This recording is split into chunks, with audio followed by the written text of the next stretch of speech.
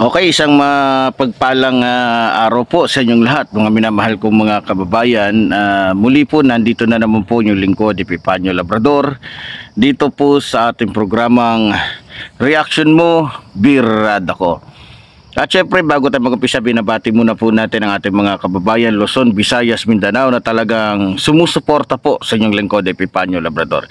Okay, hindi na po natin patatagalin. Pasensya na po kayo kahapon kung hindi po tayo nakapag-vlog dahil po sa bumiyahe po kasi kami, bumiyahe po kasi kami kasama po ng aking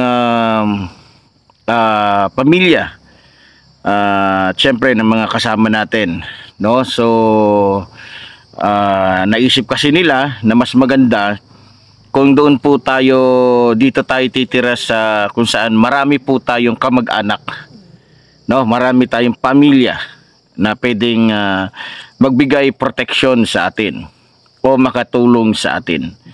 So, yun nga, alam naman natin kung ano ang plano ng INC. Ang plano po kasi ng INC, hindi naman po talaga kasuhan lang tayo.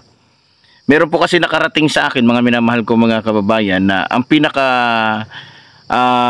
pinaka purpose pala talaga, para lang hindi halata, no, na ang plano nila sa akin ay patayin o itumba, kunyari dadaanin nila sa legal, no? Pero meron na silang mga tao na inatasan para po kung sakali tayo po ay patayin. Yan po kasi alam naman natin kung gaano po talaga kakriminal itong iglesia ni Manalo, 'di ba? Alam naman natin kung gaano kahalang ang bituka ng iglesia ni Manalo. Hindi po ni Kristo, kasi pagkakaalam ko po kasi sa iglesia ni Kristo, ayon po kasi sa akin nababasa sa Biblia, yan po ay maawain, yan po ay matulungin, mabait, mapagpatawad, at higit sa lahat hindi po ginagamit yung kanilang impluensya kahit kung makikita nyo po panahon ni Jesus Christ. Kaya nga po nagagalit sa kanya yung ibang mga tao dahil ang dami pong sumusuporta sa kanya. Pero sa kabila po ng kanyang mga naranasan, mga narinig, mga sinasabi ng tao, never po niyang ginamit yung kanyang impluensya, never niyang ginamit yung dami ng mga tagasunod niya para lamang po gumante, no? Yun po kasi ang pagkakaalam ko sa tunay na iglesia ni Kristo. Hindi po katulad ng iglesia ni Manalo na akala mo magaling lang sila pag sila ang naninira. Sa totoo lang, mga minamahal ko mga kababayan, magaling lang ang iglesia ni Manalo pag sila ang naninira, 'di ba?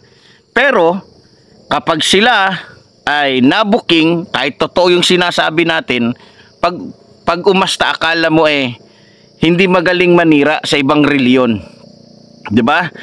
Alam nyo, kagabi po habang ako po ay nasa biyahe, kami, dahil sumakay lang po kami sa sarili naming sasakyan, actually sa pinsan ko na van, marami po kong nakausap habang nasa van ako, may nakakausap ako. Ang dami kong natutunan, ang dami kong nalaman, ang dami kong natuklasan, no? At pagkatapos nun, syempre pinatay ko na yung cellphone. Bigla akong naisip na buksan yung comment section, no? At binasa ko yung nakasulat doon na ang pagkasabi, mga minamahal kong mga kababayan, wala daw silang pakialam kung minura man ni Digongyo yung Diyos ng mga Katoliko, dahil Diyos naman daw ng mga Katoliko yon. So alam nyo mga minamahal ko mga kababayan, gusto ko lang sabihin sa inyo, no? Nung minura po ni Digongyo yung Diyos Ama na makapangyarihan sa lahat, ang dami pong nag-react, ang daming nagalit ng mga pastor, mga ministro at iba pa. Lalong-lalo na yung mga taong nakakaunawa at nakakaintindi kung gaano ba kahalaga ang Diyos sa buhay ng isang tao, no? So, ibig sabihin, lumalabas na kaya nag-react yung mga pastor, yung mga ministro, yung mga ibang mga ngaral, lalong-lalo na yung mahigpit nilang kalaban, yung MCGI ba yun? O, yung dating daan. Dahil sa minura ni Duterte, no? Yung Diyos makapangyarihan sa lahat. Pero ang tanong, umimik ba? Pumalag ba? Nagalit ba yung iglesia ni Manalo nung minura ni Duterte yung Diyos na makapangyarihan sa lahat? Hindi sila umimik. Bakit? Unang-una, ito ang nakikita ko, takot sila dahil hindi nila kaya si Duterte. Dahil kung mga taong pag-uusapan, mga kriminal, mas maraming kriminal, maraming mamamatay tao si Duterte. Diba? So, kaya dahil hindi nila kaya, takot ang iglesia ni Manalo, tameme sila. Kahit minura, yung Diyos na makapangyarihan sa lahat. Ngayon, para makalusot sila, sinabi na lang nila na wala kami pakialam dahil ang minura naman ni Duterte ay Diyos ng mga Katoliko. Malinaw po yun. So, sa madaling salita, iba ang Diyos ng iglesia ni Manalo sa Diyos ng mga born again, sa Diyos ng mga ibang reliyon, lalong-lalo na ng Katoliko. Anong uri ba ng Diyos ang binabanggit o sinasabi o ang pinapahiwatig nung nag-comment sa atin? Anong Diyos ba ang meron sila? Alam ko na.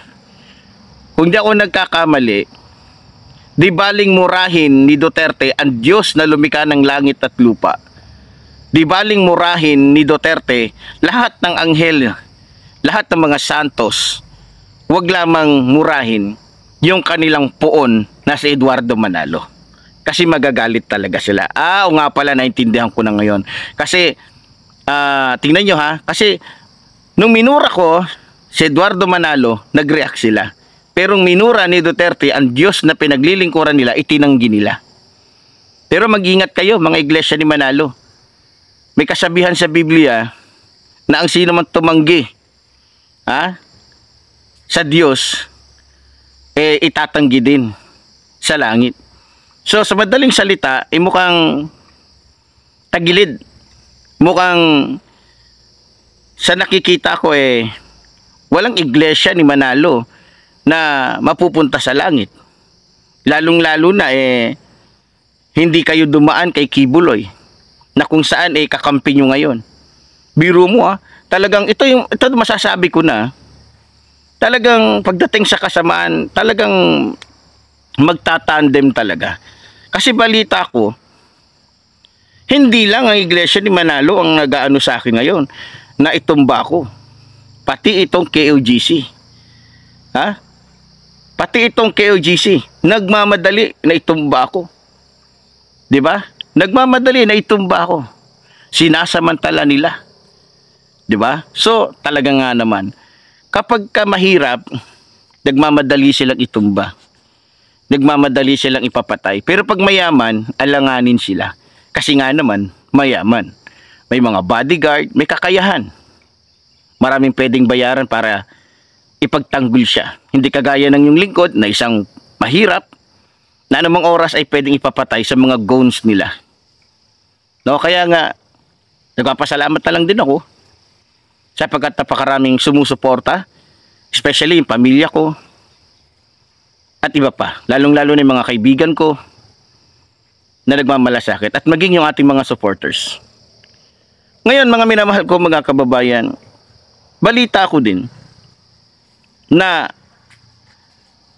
susuportahan din ni Duterte at mukhang plano din na sumabay ang mga Duterte na ipapatay ako. Eto na, nagsanib puwersa na. Nagsanib puwersa na yung mga kriminal. Nagsanib puwersa na yung mga alagad ng dyablo. Nagsanib puwersa na yung mga kriminal, yung mga walang puso, yung mga hayop, yung mga demonyo. Siyensya na kayo sa aso ko So, alam niyo mga kababayan, sa totoo lang, nakakalungkot isipin. Bakit? Kapag mayaman ang nagmumura, mayaman ang nagbabanta, katulad ni Sara Duterte, di ba? Pag mayaman ang nagbabanta, mayaman ang nagsasalita, ayun, wala silang magawa. Malaya, malaya na nakakagawa ng kahit ano. Tingnan nyo si Sara Duterte. Nagnakaw ng milyon-milyon, bilyon-bilyon. Pinagbabantaan ba? Tinutugis ba ng batas? Inyong lingkod ninyo.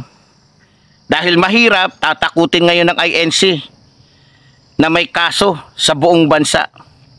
Ililibot daw tayo sa buong bansa. Ang galing. Tuwan-tuwa naman yung INC. Oo na, kayo na yung malakas. Kayo na yung makapangyarihan. Pero sa tingin ninyo, kay Kristo ba? Sa tingin ba ninyo matutuwa si Kristo sa ginagawa nyo sa akin? Mag-isip daw kayo. Kayong mga demonyo kayo.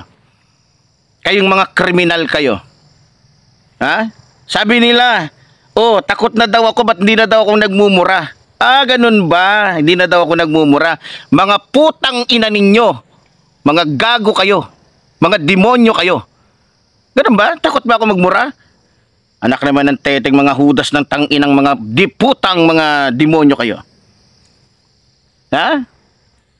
Alam niyo mga kababayan ko, huwag kayo mag-alala.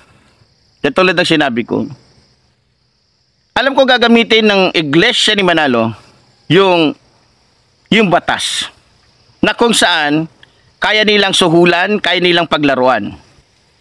Biro mo, kung tutusin kung sino man ang dapat hulihin, hindi ba si Eduardo Manalo at yung mga ministro ng Iglesia ni Manalo na kung saan basta-basta na lamang nagpapapatay ng kung sino-sino, lalong-lalo na yung mga kaparian? Dahil may impluensya, may connection sa taas, may mga membrong colonel, general, mga pulis, mga militar, lusot. Pero yung ordinaryong katulad natin, wala. Kaya nga tumpak na tumpak lang po yung ating kantang para kanino ba talaga yung batas. Diba? Pag mahirap, madaling aksyonan. Paano kaya kung si Duterte ang nagmura sa Iglesia ni Manalo? Paano kaya kung si Sara Duterte minura si Eduardo Manalo? Kikilos kaya yung Iglesia ni Manalo? Ganito rin kaya ang gagawin ng Iglesia ni Manalo? Mukhang hindi. Kasi hindi nyo kaya yung malalaking tao. Hindi nyo kaya. Sigurado ko, pag si Sara ang nagmura sa Iglesia ni Manalo, pag si Sara Duterte ang nagmura kay Eduardo Manalo, tameme itong mga to. Ni isa, walang magsasalita. Pero pag ordinaryong tao, kayang-kaya nilang pagkaisahan. Para silang mga lobo na gustong kumain ng karne ng isang tupa. Diba? Kaya pala yung logo nila doon may tupa. So, ibig sabihin lang, kumakain sila ng tupa. No? Kumakain sila ng tupa dahil mga lobo sila. Naintindihan ko na ngayon. Dati tinitignan ko, iniisip ko, ba't kaya may tupa? Yung logo nila. Ngayon ko lang naintindihan. Na para silang mga lobo.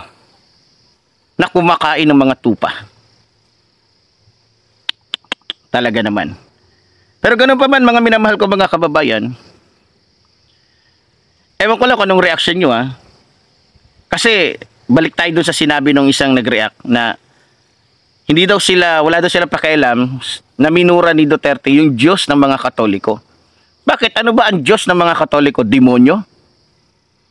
Para okay lang sa Iglesia ni Manalo na murahin ni Duterte? Kasi sabi, okay lang.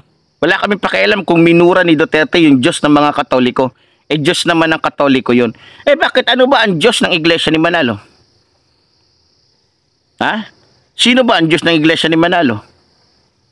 Klaruhin nyo yan. Klaruhin nyo. Mga kapatid na mga Katoliko at iba pang mga reliyon.